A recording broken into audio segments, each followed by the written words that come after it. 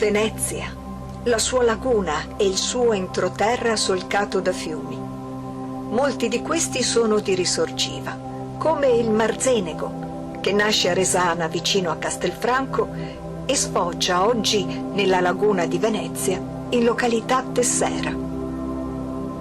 A ridosso del centro di Mestre, l'affluente Cimetto scorre in uno straordinario paesaggio caratterizzato da una zona umida e dagli antichi e marcati meandri subfossili che ricalcano qui e solo in questo raro luogo l'andamento e la traccia del fiume Musò. In rete sta diventando virale il video girato dalle associazioni ambientaliste del Veneziano a tutela del Rio Cimetto e dei suoi antichi meandri che rischiano di essere completamente distrutti. Il comune è il solo soggetto in grado di decidere le sorti di questa meravigliosa quanto preziosa area, già candidata a diventare SIC, sito di importanza comunitaria.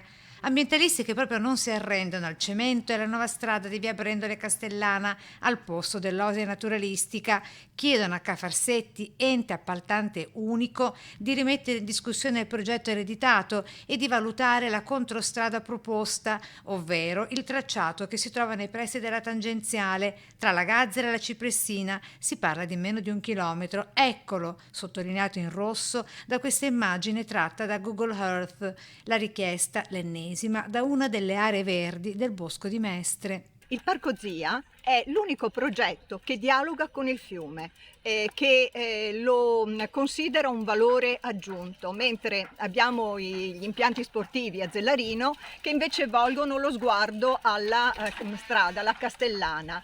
Un dialogo da parte delle aree verdi comunali sarebbe opportuno.